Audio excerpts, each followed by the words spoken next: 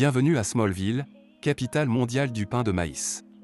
La vie y est douce et tous les habitants se connaissent. L'équipe de foot y est exceptionnelle, et les traditions sont fortes. La vie est douce à Smallville.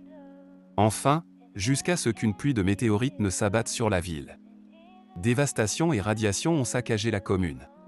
12 ans plus tard, les enfants de cette époque commencent à subir des changements. Parmi eux, un certain Clark Kent. Film et série recap.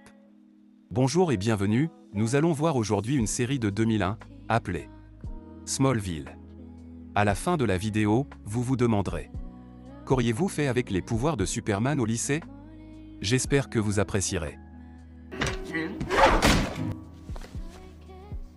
Clark! L'épisode commence sur Smallville, Kansas, une ville connue pour son agriculture du maïs. Mais, hormis ça, rien ne se passe à Smallville. Comme un tas d'autres petites villes perdues au Kansas, tout le monde s'y connaît et le calme règne, enfin pour l'instant. Tout en haut dans le ciel, l'avènement d'un monde nouveau arrive.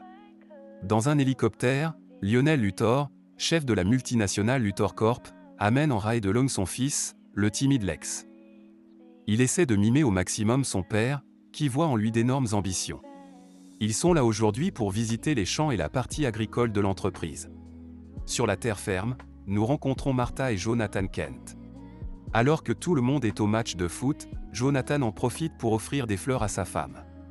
Mariés depuis longtemps, ils n'ont jamais eu la chance de fonder une famille, mais cela n'enlève rien à leur amour.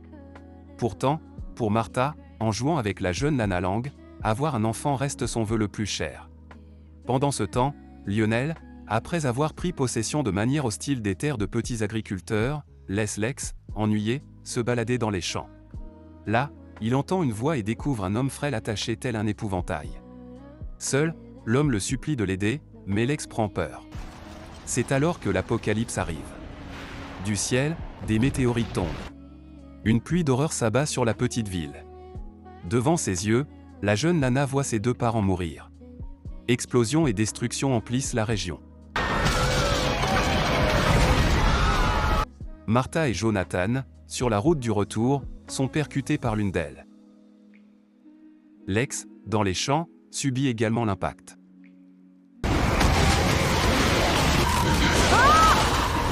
Une fois la pluie passée, la ville est dévastée, des dizaines de morts et de blessés.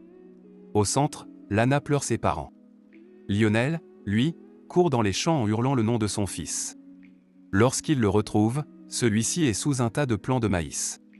Catatonie,